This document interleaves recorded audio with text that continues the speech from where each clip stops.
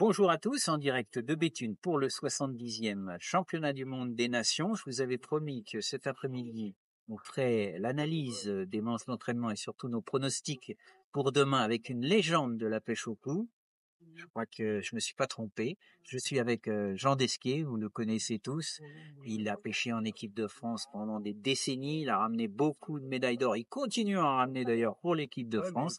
Et donc, on va se servir un peu de son expertise, son expérience des championnats du monde pour essayer d'analyser un petit peu ce championnat du monde. Alors déjà, Jean, dis-nous, qu'est-ce que tu as vu? Qu'est-ce qui te semble le plus important pour ce week-end pour essayer de remporter la médaille d'or pour les Français? Est-ce qu'on va se retourner vers une pêche exclusivement de gobies? Est-ce que les gardons à mi-distance seront importants ou est-ce qu'il faudra aller chercher des gros poissons au large?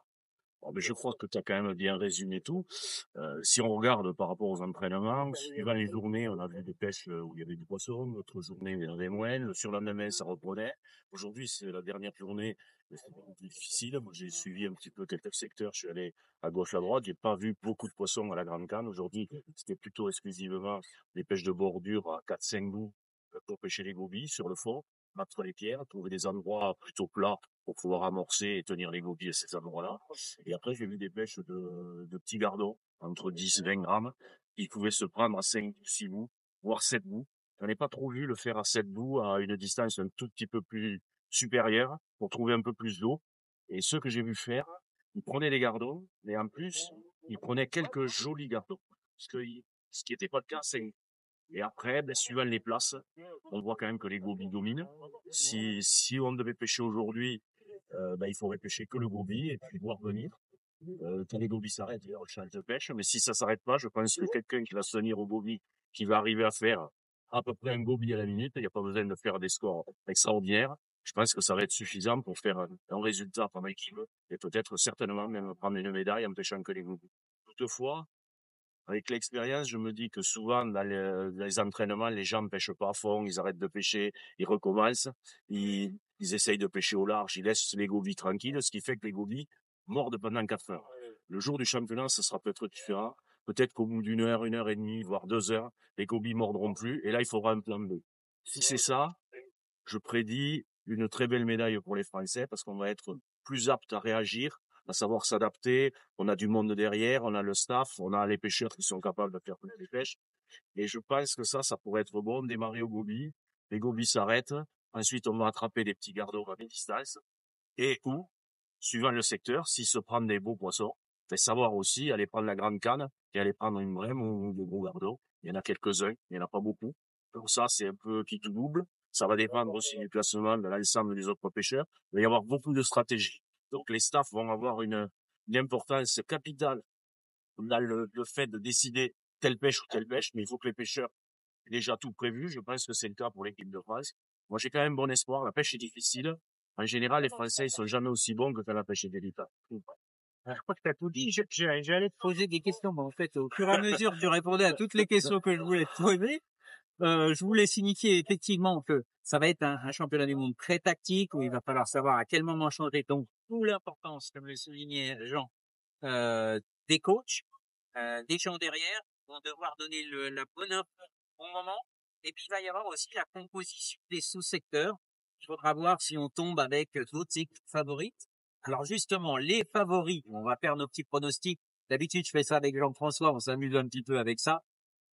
Honnêtement, rarement on tombe juste, hein, donc c'est pas bien grave. Mais on aime bien faire des pronostics. Je sais que vous aimez bien aussi ça. Euh, alors, si tu avais un podium à donner pour ce championnat du monde, quelles seraient tes 3 équipes favorites? Alors, si c'est un podium et que je peux mettre 5 équipes, c'est plus facile. Bon, mais 3 sur 3, je dirais en premier la France, on est à domicile.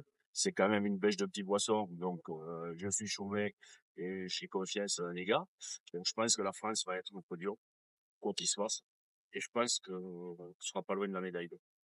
Après, je pense que les Hongrois qui ont quand même une organisation tactique qui est pas mauvaise, les Italiens qui ont une très bonne organisation tactique et qui vont être aptes à pêcher les gobies parce qu'on a déjà vu qu'ils se débrouillent pas trop mal de cette pêche-là. Et ensuite, les Anglais qui, eux, vont pas avoir peur de prendre des risques s'ils doivent s'en prendre. Maintenant, ces risques, ils peuvent être à double facette, c'est-à-dire réussir. Et là, auquel cas, c'est eux qui risquent à prendre la médaille d'or. Mais si jamais ils se loupent, une fois seulement, et qu'ils en prennent une dizaine de pions, ça sera dur à remonter après. Donc ça, c'est les 4 équipes. Et après, il peut toujours y avoir une équipe qu'on ne voit pas, qui va se tenir au gobi pendant 4 heures, qui va pas bouger, parce qu'ils se disent que ils savent pas trop bien pêcher les petits gardons, qui croient pas à la pêche au large parce qu'ils ont rien pris pendant les entraînements. Je pense que ce genre d'équipe-là, type les pays de l'Est, Serbie, des équipes comme ça, qui sont capables d'attraper quand même des poissons assez vite, de les décrocher bien, de pas trop les louper, ils peuvent nous créer une mauvaise surprise en réussissant tous en faisant qu'une seule pêche de goby. Je pense que ça sera pas, mais ça pourrait. Par contre, tu as nommé 4 équipes, Oui. mais tu en as oublié une quand même, qui est pas loin, la Belgique. Oui, c'est vrai. La Belgique, ça fait aussi partie des équipes, surtout que ils ont beaucoup de gobies, ils sont habitués au canot. Je les ai pas nommés, mais j'ai pensé à eux. C'est vrai qu'ils sont tout à fait aptes à pêcher. Je les ai vus pêcher, ils prennent des poissons. S'il y a des gardons à prendre, ils sauront les prendre pratiquement aussi bien que les Français. Est-ce qu'ils vont avoir bien prévu cette pêche de mi-distance au gardon? Je sais pas. Peut-être qu'ils croient davantage à la grande canne. Toutefois, j'ai quand même pas vu beaucoup d'équipes faire la pêche des gardons, au lieu de la faire à 5 ou 6 bouts, la faire à 7.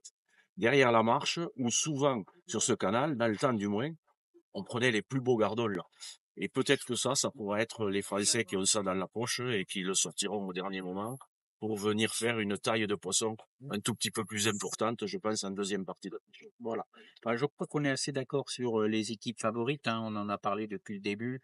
La France, la Belgique, l'Angleterre, l'Italie, la Hongrie. Éventuellement, on peut rajouter peut-être les Pays-Bas, mais c'est une équipe avec un peu irrégulière au niveau du talent de ses pêcheurs. Il y a un gars comme Ramon Hansi qui est effectivement un très grand pêcheur, mais c'est pas aussi régulier, je dirais, que les équipes françaises, belges ou italiennes ou anglaises. Les Anglais très dangereux, comme tu le disais toujours, parce que s'il y en a qui vont prendre des risques, ce sera sûrement eux. En revanche, si j'analyse un peu leurs résultats sur les dernières années, vous remarquerez que à la première manche, ils font souvent des erreurs, ils marquent beaucoup de points. Par contre, la deuxième manche, ils font toujours un super résultat. Ça s'est passé l'année dernière en Espagne. Cette année, d'ailleurs, y compris au championnat d'Europe et au championnat feeder, ils ont fait une très mauvaise première manche. Mais par contre, ils ont réussi à remonter à la deuxième en ayant une médaille. Donc, si on veut remporter la médaille, il faut mettre un maximum de points entre les Français et les Anglais, parce que les Anglais, deuxième manche, il va falloir les suivre. Attention à eux. Alors, c'est vrai, ta remarque, elle est tout à fait vraie, ce qui veut dire que le staff derrière arrive à super bien analyser. Donc, nous, il faut aussi qu'on s'inspire de ça, qu'on analyse peut-être un peu mieux, qu'on reste pas sur nos lauriers. Et puis, simplement, savoir aussi, regarder les Anglais à la deuxième manche, même s'ils semblent hors de portée ou hors du coup, pour voir qu'est-ce qu'ils vont concocter, surtout si on les a dans notre sous-secteur, pour pouvoir un petit peu, entre guillemets, copier ou suivre ce qu'ils font, surtout si on voit que ça démarre dans ce sens-là, et avoir gardé des atouts dans notre main pour pouvoir suivre ce qu'ils auront fait, parce que c'est vrai, c'est souvent l'équipe qui revient de loin et qui revient très près. Voilà. Bah, écoutez, demain, je vous donne rendez-vous à 9h15 pour cette première manche. Donc, on aura le temps d'analyser le tirage au sort et puis on suivra pendant toute la journée ce 70e championnat du monde. Merci, Jean. Merci à Et toi. merci à vous tous et à demain. À demain.